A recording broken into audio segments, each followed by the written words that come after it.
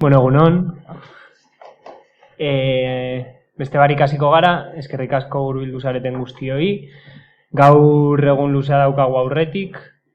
Goizean orain aurkeztuko dizuedan mahai ingurua izango dugu, hitzalditxoa izango dugu, eta gero bai goizean eta bai arratsaldean eztabaidarako tartea izango dugu apur bat, datozen hilabeteetarako lan lerroak definitzen saiatzeko.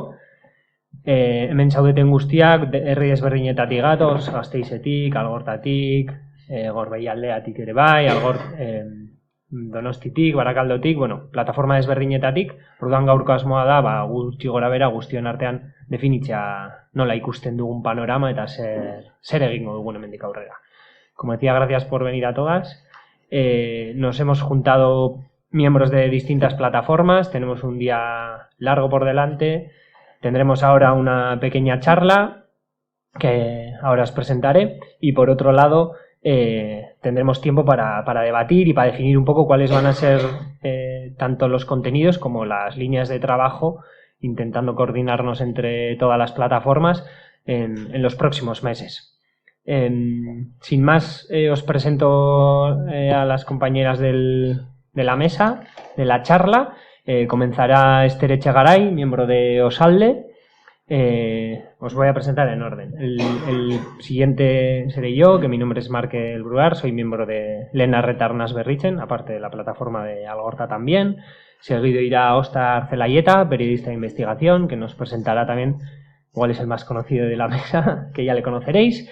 Y después irán dos miembros de la plataforma de Nafarroa por la defensa de la sanidad pública. Primero Lázaro y después Iñaki.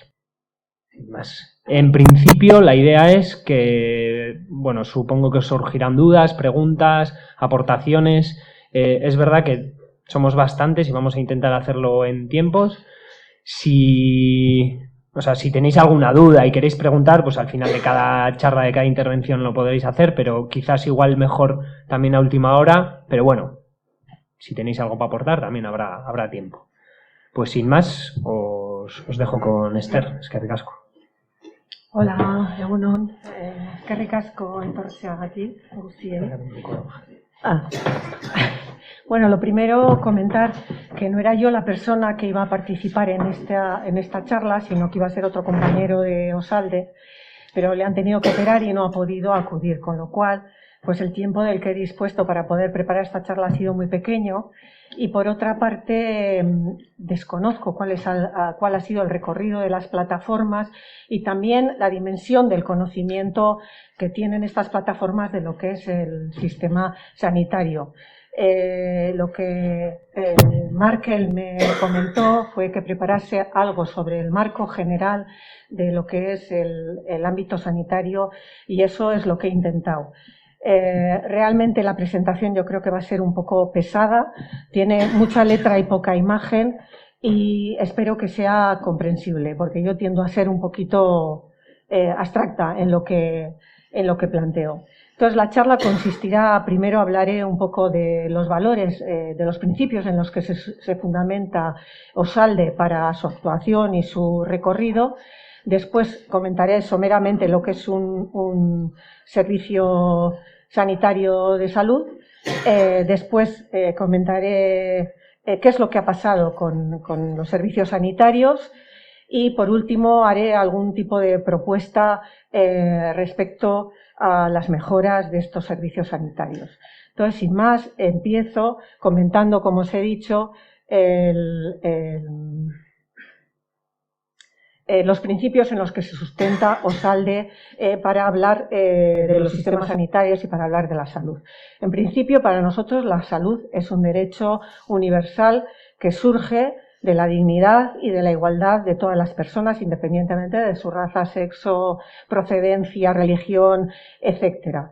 Pero como podéis daros cuenta, es un derecho que es muy dependiente de la provisión de determinados servicios. No es un derecho que se cumpla sin más, ¿no? ¿Quién debe de proveer esos servicios? Esto es otra de las cuestiones que está en debate.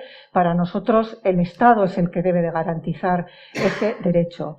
Después, comentar que la salud para nosotros es mucho más que la asistencia sanitaria, aunque nos vayamos a centrar precisamente en este aspecto. Sabéis todos que la salud depende de los servicios, pero también depende de la familia en la que uno nazca, del país en el que esté, de la ciudad en la que viva, de su nivel socioeconómico, del trabajo que tenga, en fin, de todas estas cosas, ¿no? Después consideramos que los sistemas de salud deben ser universales, integrados, equitativos, eficientes y de calidad. Y después proponemos un modelo de atención a la salud. Este modelo es un modelo de atención integral sustentado en el paradigma biopsicosocial. Entendemos que la salud no es un hecho puramente biológico, sino que tiene que ver con la psicología de las personas y también con la sociedad en la que éstas viven. Tiene como eje este sistema a las personas, a las familias y a las comunidades. Se centra en el origen de la salud y no en el origen de la enfermedad, aunque constantemente hablemos de la enfermedad. Abogamos por un enfoque encaminado a la prevención, es decir, a la valoración de los riesgos para la salud que ponen en peligro la misma y son causa de enfermedad, y también por el enfoque hacia la promoción, comprendiendo mejor lo que afecta al bienestar para favorecerlo. Son modelos basados en la comunidad que se extienden mucho más allá de los hospitales, que son como la perla de la asistencia sanitaria, y que colocan en el centro de su actuación a la atención primaria. Integran las aportaciones de todos los niveles del sistema sanitario, tanto de la parte hospitalaria como de la atención primaria, y además deberían de integrar también al nivel social, lo que llamamos la atención sociosanitaria.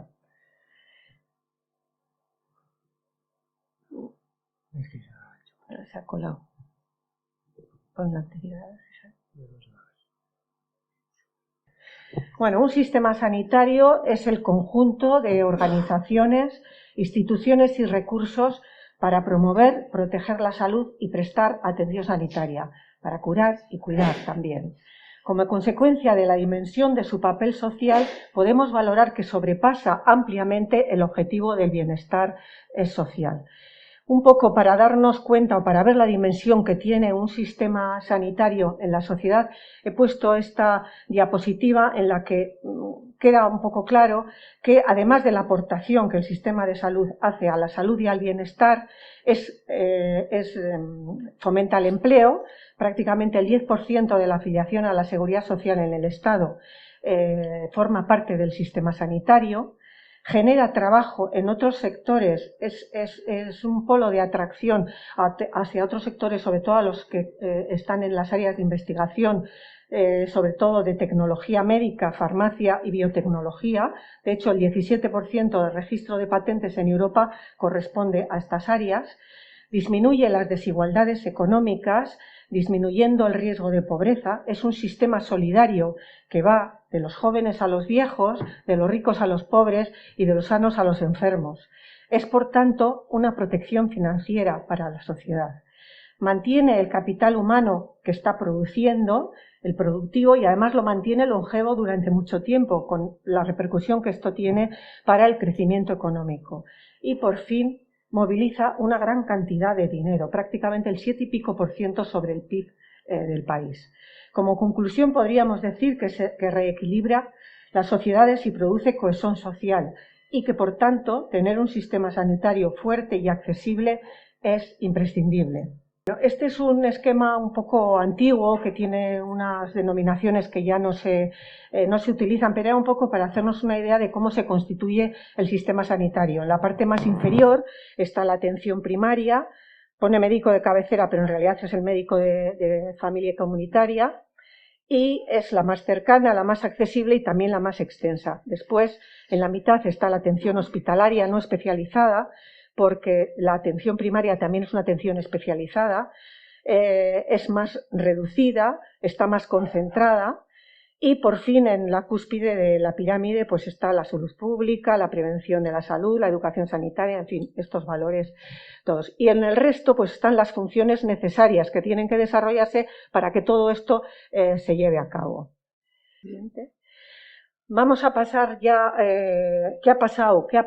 ¿Cuál ha sido la evolución reciente del sistema sanitario? En esta gráfica se puede ver la evolución del gasto sanitario respecto al PIB en los últimos años, desde el 2013 hasta el 2020. Se ve que hasta el 2009 aproximadamente el gasto sanitario es creciente, pero a partir del 2009 el gasto sanitario empieza a decrecer y baja por debajo del PIB. Se remonta un poquito sobre el 2014-2015, vuelve a descender otra vez por debajo del PIB y se dispara en el año 2019 como consecuencia de la pandemia.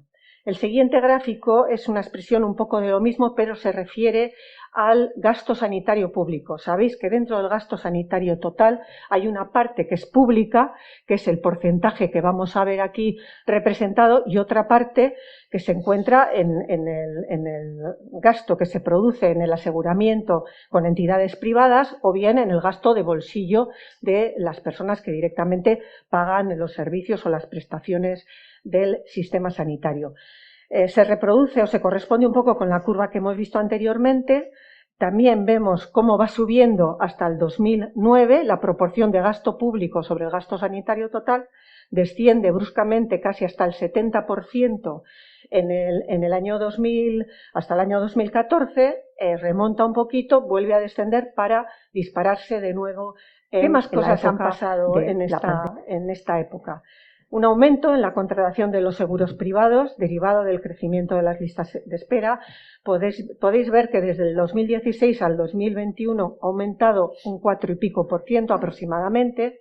También un aumento del porcentaje que representan los seguros privados en el gasto privado en sanidad, pasando de un 20,8% a un 24,7% en estos últimos 5 años, y cómo este aseguramiento no ha sido homogéneo a lo largo de la sociedad. Anteriormente, el quintil más alto, de renta más alta de la sociedad, tenía una suscripción de un 35% en el aseguramiento privado y el más bajo tenía un 10% de aseguramiento.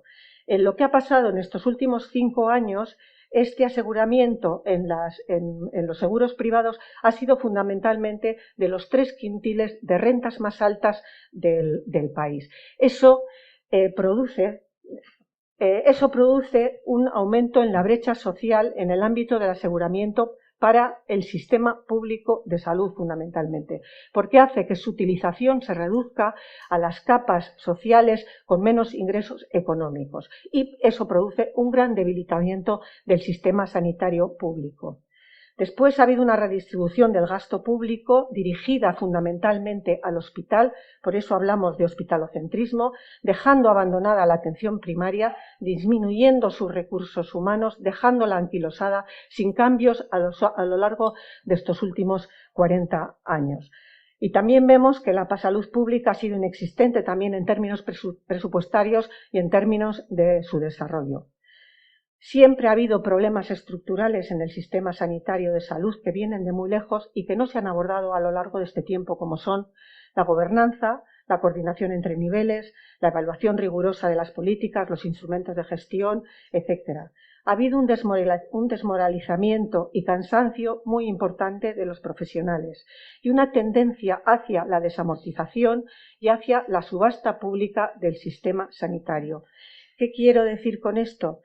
Que a lo largo de este tiempo se ha ponderado la gestión privada como una gestión mucho más eficaz y eficiente que la gestión pública. Esto ha llevado a que los servicios sanitarios introdujeran forma de gestión y de ordenación de las diferentes instituciones del sistema sanitario como consorcios, fundaciones, etcétera, que han modificado el carácter que hasta entonces había tenido el sistema sanitario. Además, según los partidos políticos en el poder en cada comunidad autónoma, se ha llevado a cabo determinadas privatizaciones que ha ido desde las privatizaciones de algunos servicios o competencias hasta la privatización completa del servicio sanitario de ciertas zonas, como ha sido, por ejemplo, en Valencia con el Hospital de Alcira y posteriormente con el de Torrevieja.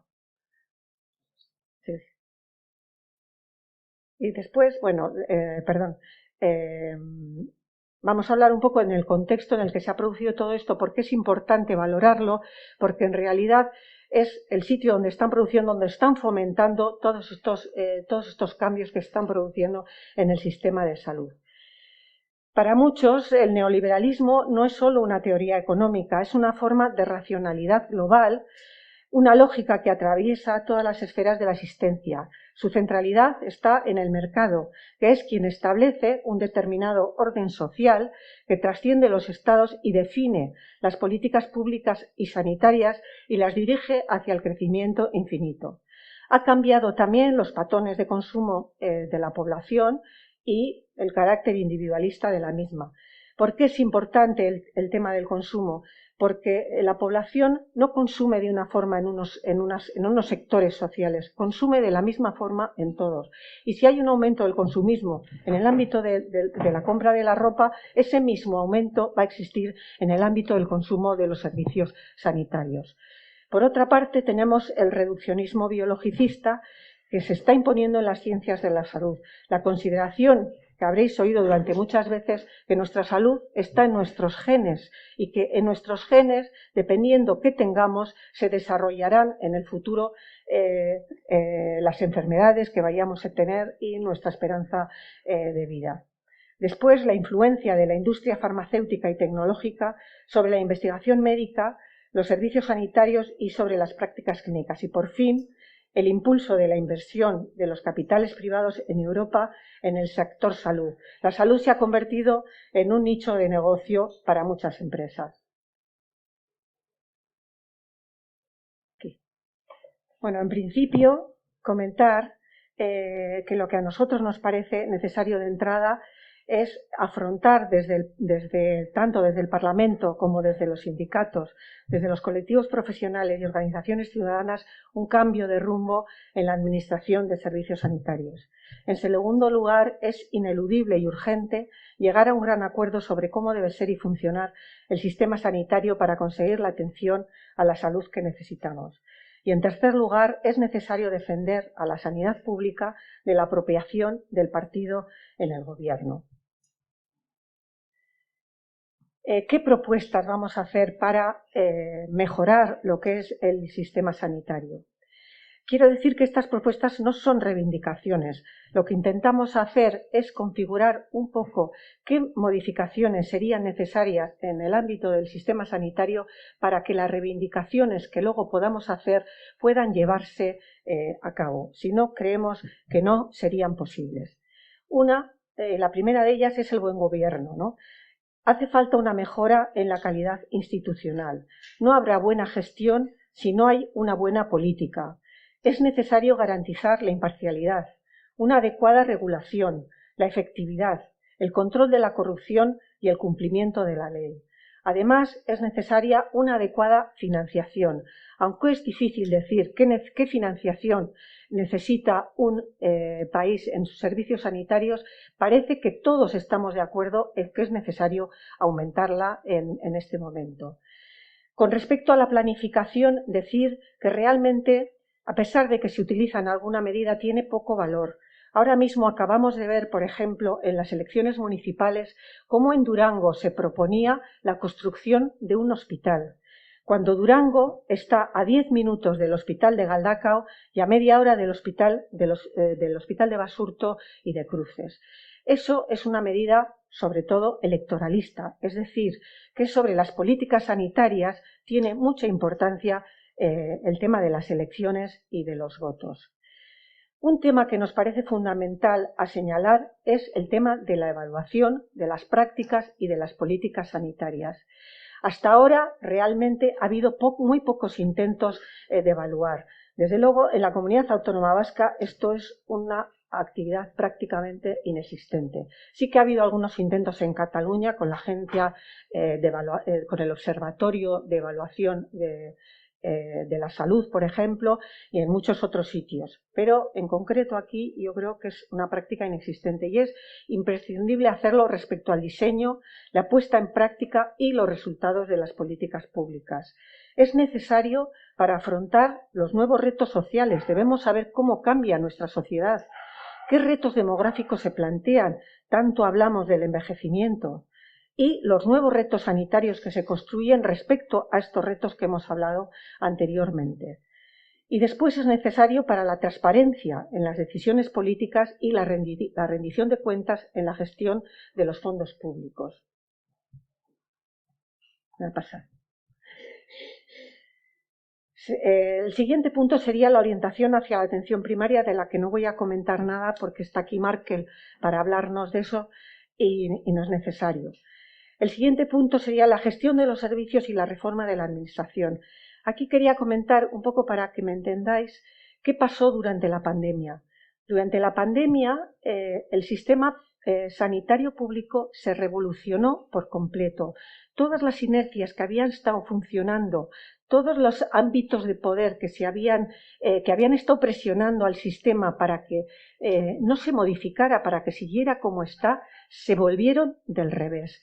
El sistema sanitario se volvió un sistema dinámico, ágil, consiguió hacer equipos, consiguió transformar las especialidades, consiguió coordinar el trabajo de los diferentes ámbitos de la sanidad, como la atención primaria y el hospital, consiguió que que fuera otra cosa distinta de lo que había sido hasta aquel momento. Adquirir productos de una forma rápida y ágil, se consiguió poner en práctica prácticas científicas que no se habían probado todavía.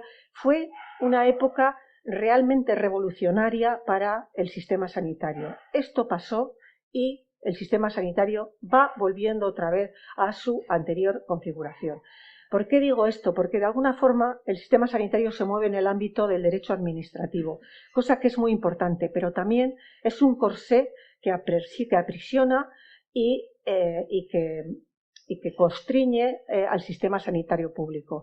Es necesario una modificación de la Ley de Función Pública para que el sistema sanitario no se desregularice, se siga regularizando por la administración, por el derecho administrativo, pero configurado de otra forma más adaptada a lo que es el dinamismo y la necesidad y la agilidad que necesita el sistema sanitario público. Con respecto a la organización, que también es importante, si comentamos y decimos que el sistema sanitario debe estar centrado en las personas, en las familias y en las comunidades, deberá organizarse en función de ese presupuesto que hemos establecido. Para ello es necesario prescindir del nivelcentrismo. Es decir, habitualmente las organizaciones sanitarias se organizan en función de sí mismas sin valorar las consecuencias que esa organización tiene para otras instituciones y para otros niveles de atención. En esto es paradigmático la utilización que el hospital ha estado haciendo de la atención primaria, por ejemplo. Con esto hay que terminar. Son importantes los valores, lo que acabo de decir, si el objetivo del sistema sanitario público es estar centrado sobre las personas, las familias y las comunidades, es necesario que esta cultura impregne todo el sistema sanitario y se organice de acuerdo a este presupuesto. Para ello es fundamental la coordinación de los servicios sobre las mismas personas y al mismo tiempo estamos trabajando en la atención primaria, en diferentes especialidades hospitalarias, todos ellos a la vez y al mismo tiempo. Esto no funciona si se suman las partes y eso todos los que trabajamos en sanidad lo tenemos más que comprobado. Es necesario que se integre todo este funcionamiento, todas estas prácticas clínicas que desarrollamos sobre una misma persona para que las cosas vayan bien. Apunto al final la importancia de la incentivación, porque para esto se produzca es necesario que se incentive a los recursos humanos del sistema sanitario. Siguiente. 2 minutos. Bueno, 4 cositas ya.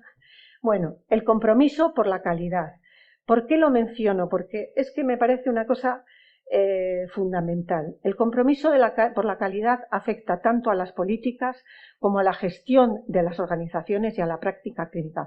¿Por qué? Porque al final de lo que estamos hablando es de la seguridad, estamos hablando de la eficacia y estamos hablando de la eficiencia del sistema sanitario público. Es necesario visibilizar qué se hace ¿Cómo se hace? ¿Con qué recursos y qué resultados se obtienen? ¿Por qué? Porque es importante para la administración sanitaria, porque es importante para los profesionales y porque es importante para la población. No puedo entrar porque no me da tiempo por qué es importante para cada nivel. Ya para la administración sanitaria algo he dicho ya. Tenéis un poco descrito ahí por qué es importante para los profesionales y por qué es importante para la población. Solamente comentar que es un grave déficit democrático que los dirigentes secuestren la información que es relevante para evaluar su actuación. Y por fin, ya para terminar, solamente dos cositas. Control sobre los conflictos de interés.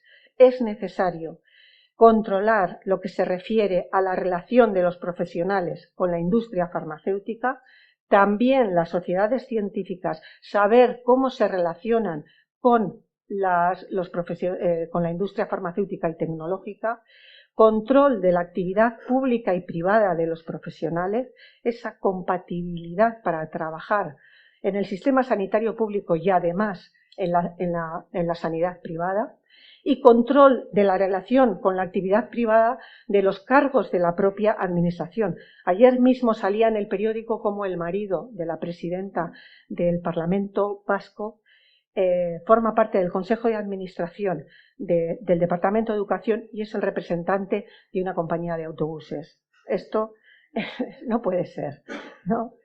Y después, para terminar, recordar solamente que la sanidad no es solo un elemento en la atención a la salud, que solamente es un elemento, que hay muchos más que son importantes. Por ello, es importante reforzar las estructuras y el presupuesto de la salud pública y es importante la relevancia de la idea de salud en todas las políticas, en vista de la influencia ampliamente demostrada que sobre la salud de la población ejercen los determinantes sociales y la afectación del medio ambiente. Para terminar, sobre solamente 4 palabritas que son de mi incumbencia únicamente, y es decir, que todo lo que he comentado es lo hegemónico, o sea, todo lo que está pasando es lo hegemónico en nuestra sociedad. Por tanto, lo que proponemos es lo antihegemónico. Lo que se lleva ahora es que la salud no sea un derecho, sino que sea una aspiración moral o un principio que guíe a la administración. Por lo tanto, la administración es una gracia de la propia administración el decidir hasta qué punto cubre,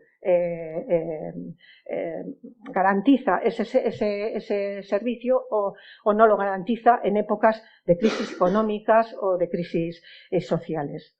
Por otra parte, también se está imponiendo la hegemonía de lo biológico, como hemos comentado anteriormente. El estudio de los genes y del ADN parece que va a ser la panacea del futuro de lo sanitario, ¿no?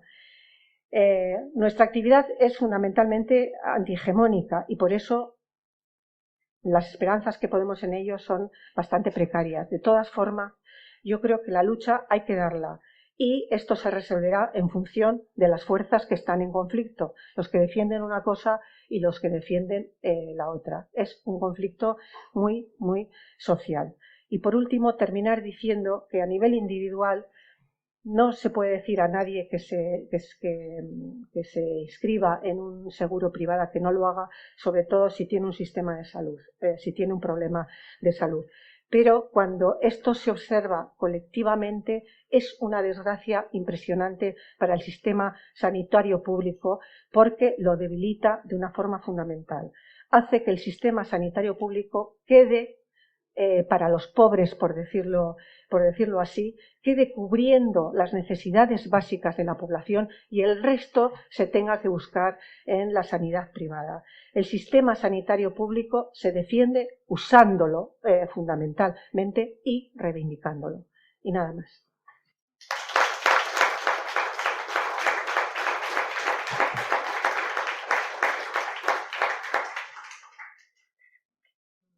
Bueno, nire burua lehen aurkeztu dut, ni Markel Bruar naiz, famili mediku eventuala, importantea koletilla hori, eta lehen arreta arnaz berritzeneko plataformako kidea naiz, eta baita ere Algortako osasun publikoaren aldeko plataformako kidea. Nire hitzaldia batez ere gazteleraz egingo dut, naiz eta deaporen bat igual euskeraz dagoen bebai, baina, bueno, edo zer gauza, esango diazu. Bueno, Esther ya ha situado un poco lo que es la salud del sistema sanitario. Yo daré unas pinceladas profundizando un poco más, en principio y sobre todo de cara a hablar sobre qué es la atención primaria, cuáles son sus fortalezas, pero sobre todo también cuáles son sus amenazas. Os situaré un poco cuál es la plataforma Lehen Arreta Arnas Berritzen, de dónde viene y hoy en día dónde estamos. Y luego sí que me gustaría hablar un poco de que una de las grandes cuestiones que se plantean en atención primaria es que faltan médicos. A ver si eso es verdad, si hay algún dato y sobre todo qué factores pueden influir en los datos que os voy a presentar. Entonces, la salud se define ya en 1948 por la Carta de Derechos Humanos como un bien universal que no solo comprende la salud física, sino que también habla de la ropa, habla de las casas, habla de la asistencia médica, habla de un montón de cuestiones, un poco siguiendo la línea de lo que comentaba Esther antes de lo biopsicosocial. Es en 1978, que a algunos os sonará, en Alma-Ata, en lo que actualmente es Kazajistán, que entonces era parte de la URSS, se reunieron 134 mandatarios, incluido Estados Unidos, en plena Guerra Fría, y sientan un poco las bases de lo que sería la atención primaria y cómo se entiende. Pero no solo en la atención primaria, sino la asistencia sanitaria global. Y ahí toman un poco la definición anterior de la Carta de Derechos Humanos y hablan del estado completo de bienestar físico, mental y social. Y no solo la ausencia de enfermedad, como antes hemos visto. Y es aquí, que ya algo hemos mencionado, donde hay que comprender la salud y la sanidad no solo como una asistencia, sino como ese estado de bienestar que quizás se definía, muchos dicen que se definía como casi utópico, en el cual los determinantes sociales determinan, valga la redundancia, nuestro estado de salud. Es más importante, casi, el alcalde de nuestro pueblo o la alcalde de nuestro pueblo que nuestro médico. Y eso también hay que tenerlo muy claro, porque interfieren las redes sociales entendidas como con lo social que compartimos, las condiciones de trabajo, las condiciones de vida, la electricidad, el salario, todas esas cuestiones determinan directamente cuál es nuestra salud, por lo que son colectivas y sobre todo son políticas. En la izquierda, el gráfico que os pongo es un informe que hizo Lalonde, que Lalonde es el apellido del que era ministro de Sanidad canadiense, y en el mismo 78 también, creo que es 78, hizo este informe que ahí veis muy gráficamente en la izquierda cuáles son los efectos de los determinantes sociales sobre la salud aproximadamente, y veis que la biología humana y el sistema sanitario comprende algo más del 25%, algo más de un cuarto de lo que sería nuestra salud. Sin embargo, la asistencia sanitaria ronda el 80% del gasto en global, sin meternos ni en el PIB ni cuestiones que antes ha mencionado. Entonces, Alma-Ata define la atención primaria en salud, que después veréis con las siglas APS, como algo esencial, que tiene que estar basado en métodos científicamente fundados, pero también socialmente aceptables. Es decir, que los estados y las comunidades a los que se aplica lo tienen que poder soportar. Y además es muy importante la participación y la transparencia, que aunque aquí no lo pone, es muy importante, como bien ha mencionado Esther antes. Además establece la atención primaria, su propio nombre también lo dice, como un primer nivel asistencial, es decir, es, digamos, aunque muchos lo entienden como la puerta de entrada, no es la puerta de entrada, sino es la entrada, o sea, es el sistema en sí. Después mencionaré, pero se considera que en torno a un 70-75% de todas las consultas y necesidades asistenciales de la población se resuelven en atención primaria. Y luego también por mencionar, porque es muy importante, algo ya hemos hablado, es la equidad. Es decir, si algo es la atención primaria y es un sistema sanitario basado en la atención primaria, es equitativo. Porque hablar de la cobertura sanitaria, el derecho a ella y la equidad son aspectos cruciales del sistema sanitario. y el mecanismo principal es basado en la atención primaria. Además, algunos lo definen como un mecanismo principal para la redistribución de la renta. Bueno, quizás sea un argumento un poco aventurado, pero sí que es importante porque precisamente es muy indicativo de qué recursos estamos invirtiendo en la población que más lo necesita y cuál no. Como luego veremos la teoría de los cuidados inversos. Joan Benach es un salubrista, es un médico de salud pública catalán que define así y es muy visual, ¿no? La equidad en salud quizás es el mejor indicador de justicia social que tenemos en cualquier país, porque refleja cómo vivimos, cómo trabajamos, qué medio ambiente tenemos, qué servicios y derechos conquistados tenemos, que es muy importante.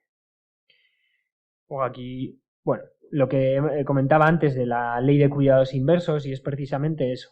Tudor Hart, que es otro salubrista, en este caso británico, ya fallecido en el 1971, en uno de sus artículos definía como lo que es la ley de cuidados inversos, que es cómo el sistema sanitario muchas veces invierte, es decir, usa, por decirlo de alguna manera, más recursos con quien más tiene. Y precisamente puede ser un foco, aunque lo he presentado como que es algo que puede redistribuir, precisamente se puede volver a la inversa. Y es algo que hay que tener muy, muy en cuenta cuando defendemos la sanidad pública. Hablábamos de los determinantes sociales de la salud, de cómo influyen un montón de factores en nuestra salud y en nuestro bienestar global, tanto físico como mental y social. Y aquí os sitúo un poco la metáfora de Antonovsky, que nos sitúa en un gráfico muy claro, como es un río que va abocado a una cascada en la cual tiene 100 metros de altura y nos vamos a morir como lleguemos ahí, como hay distintos niveles, tanto pasando por la promoción, la educación, la prevención, incluso la asistencia, finalmente, que podría ser esa red o cuando estamos ahí agarrados a una rama en la cascada, para intentar evitar que pase. Es decir, esto es la salud y la atención primaria, no solo la atención primaria, sino lo que mencionaba Esther de la salud en todas las políticas, es precisamente lo que hay que abogar para no llegar a esto. La atención primaria es algo que se definió entonces, como hemos dicho antes, quizás algo utópicamente. Ya desde el principio había muchos poderes que intentaban definir esto solo como para países en desarrollo, como se definían entonces, o tercer mundo incluso, pero es evidente que es algo que ha servido para los países de todo el mundo, independientemente de su renta. Aquí os traigo 5 de las características principales. Y es algo que además también puede tener algo de conflicto, porque hoy en día, y es algo muy debatido, que tenéis sacarle una foto a este link y luego lo buscáis si queréis, porque es bastante interesante. Es el colectivo Silesia, son un grupo de médicos principalmente, que son madrileños. Tienen un artículo un poco que entra en conflicto con el tema de la accesibilidad, porque a día de hoy la accesibilidad la entendemos como la inmediatez, es decir, y ahora hace poco con las listas de espera, sobre todo en atención primaria, nos parece y nos cabrea mucho el decir, ¿cómo? ¿Que un médico de atención primaria no te puedo ver en 48 horas? Es verdad que es algo más que razonable, 48 horas son 2 días, 2 días es algo que debería de ser atendido, pero la accesibilidad no es solo la inmediatez, y de hecho la inmediatez tiene un riesgo muy alto de privatización, sobre todo, ¿no? De limitación de derechos y sobre todo que tiene repercusión en la salud de cada una. La accesibilidad tiene que ir directamente vinculada con la longitudinalidad. La longitudinalidad es un nombre un poco complicado, pero es algo que conocemos todos, son vínculos con nuestra con la enfermería, o sea, con nuestra enfermera, con nuestro enfermero, con nuestra médica.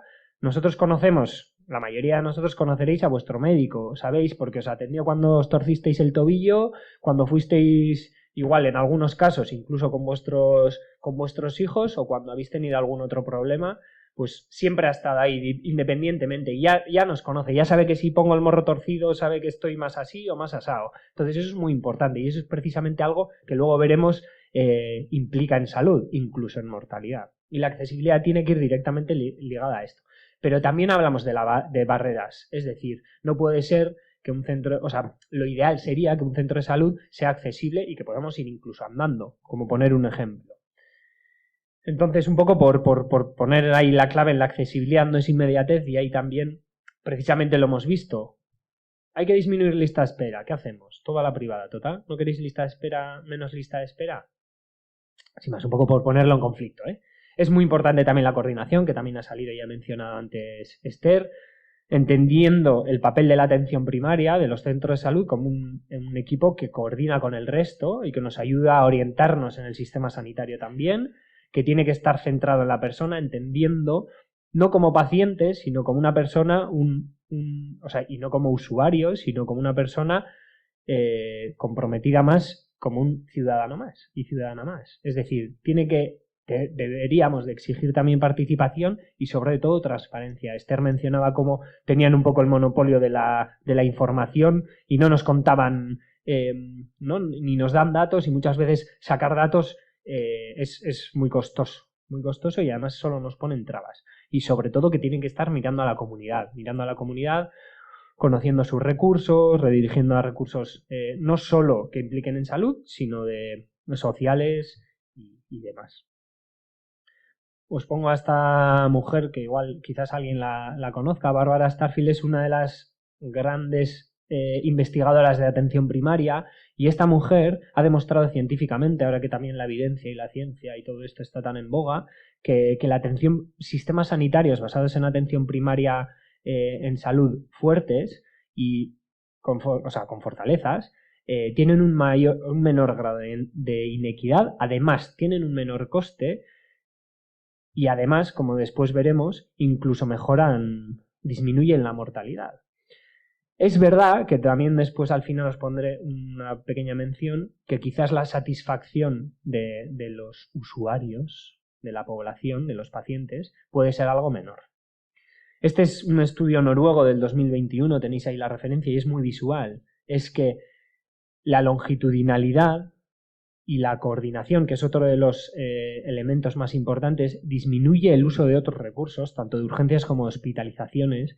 Teniendo la misma médica de familia durante 15 años, disminuye casi un 30% las hospitalizaciones. O sea, imaginaros un fármaco que se lo dais y 1 de cada 3 personas no hospitaliza por ese fármaco.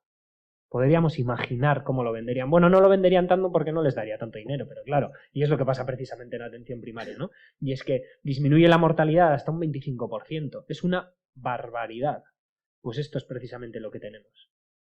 Pero claro, es que la atención primaria no está amenazada solo ahora. Ahora estamos viendo que precisamente estamos en una nueva crisis, pero es que al año siguiente de la declaración de Alma-Ata, la Fundación Rockefeller y la Fundación Ford en Estados Unidos hicieron unas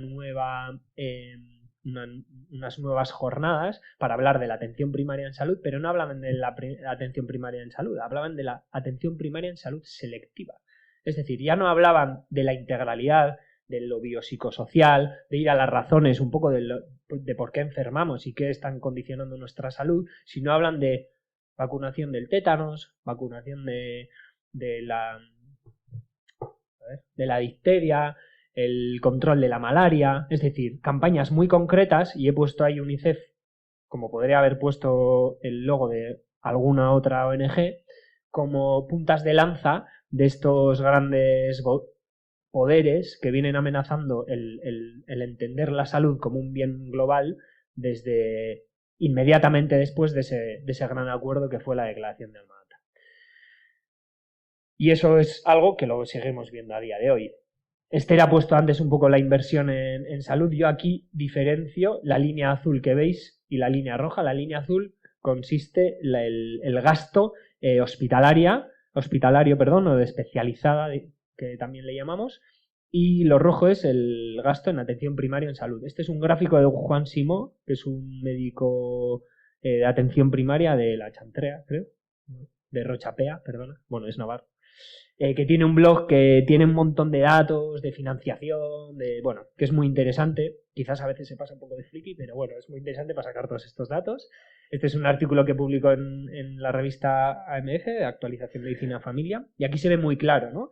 El gasto viene subiendo y viene aumentando, aunque ya desde el principio había una diferencia entre la especializada y la atención primaria, hasta la crisis del 2008, que cae globalmente, y pongo las entre comillas, porque aunque parece que la especializada cae un poco, prácticamente se mantiene en niveles similares para después aumentar y aumentar todavía más la diferencia que hay entre atención primaria y especializada.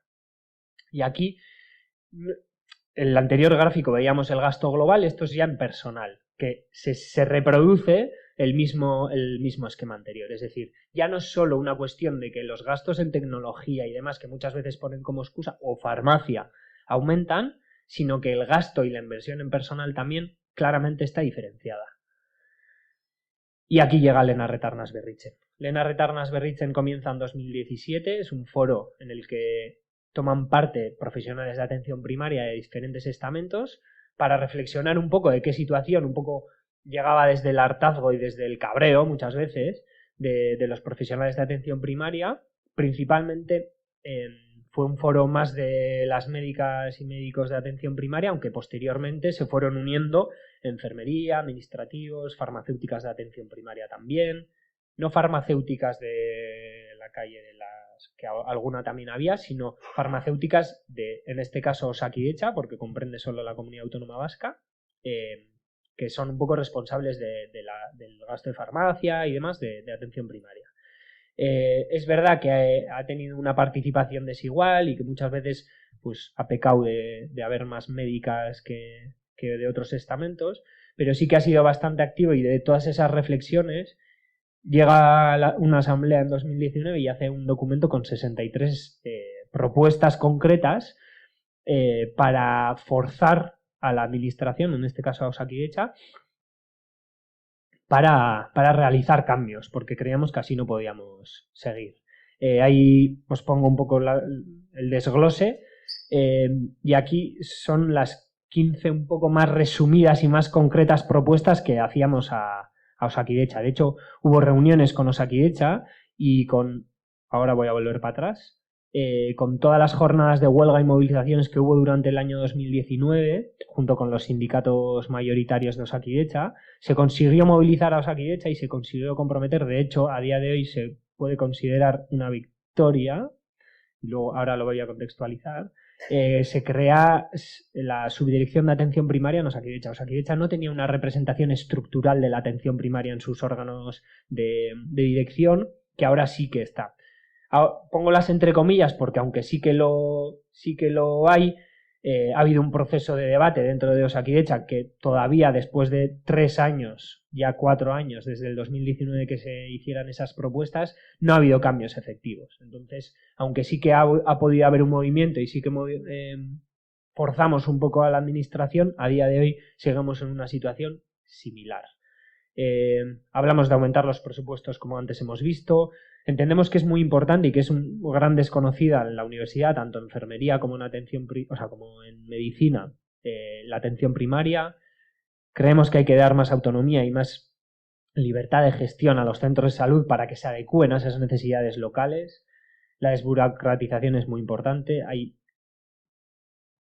cantidad, quizás cada vez menos, de gestiones administrativas, papeleo, que no deberían ni de llegar a la atención primaria, que se deberían de gestionar en otros ámbitos. Una de las reivindicaciones de los administrativos también es crear la figura del administrativo sanitario, que tenga esas características.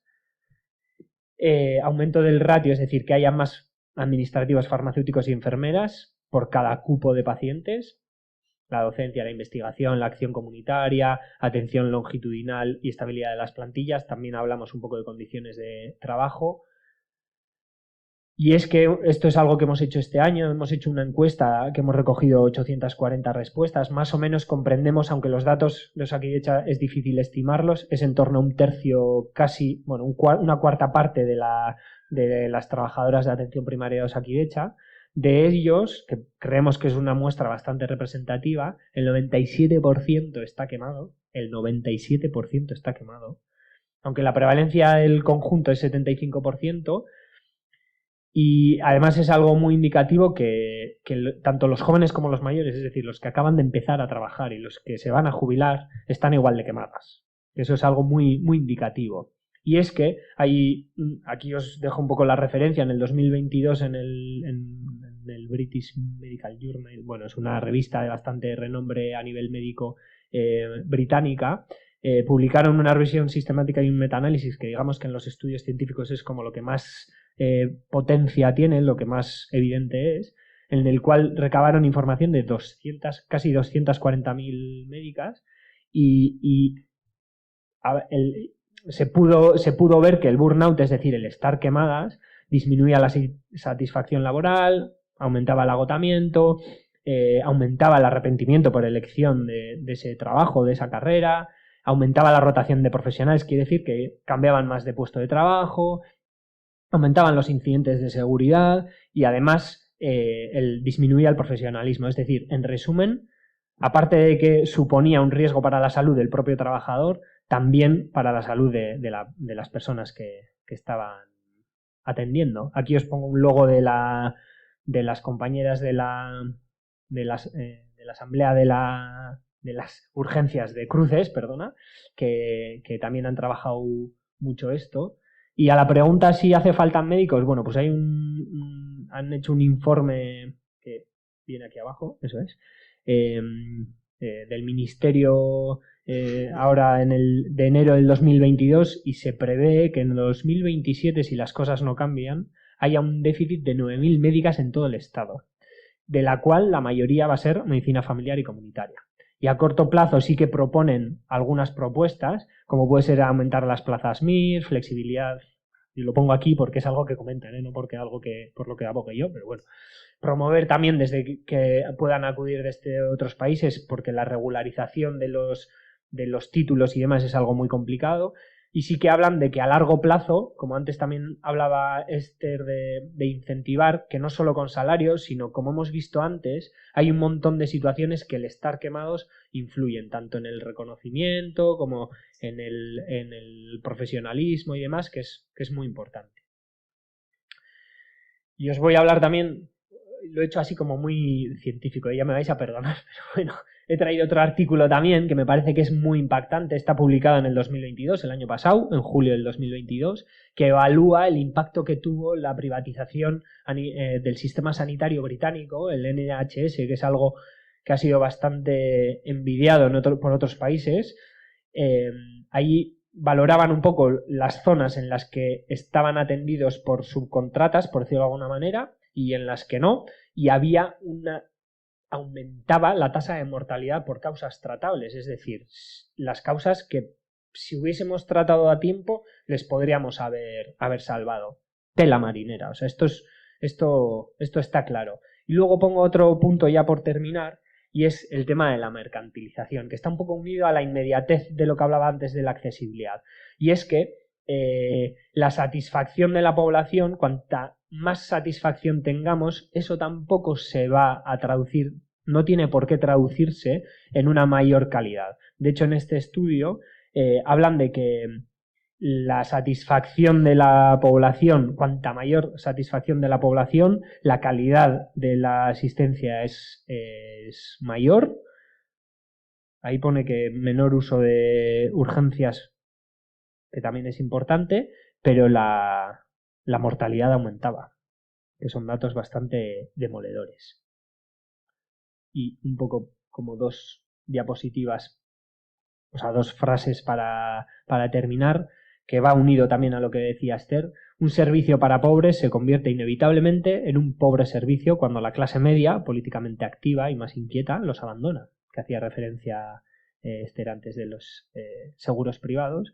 Y otra de las frases que es que la medicina sea un negocio hace que las y los profesionales sanitarios tomen decisiones más basadas en el beneficio económico que en necesidades reales de los pacientes, creando necesidades de vender o facturar más pruebas, tratamientos y actos médicos, que es lo que se llama medicina fútil.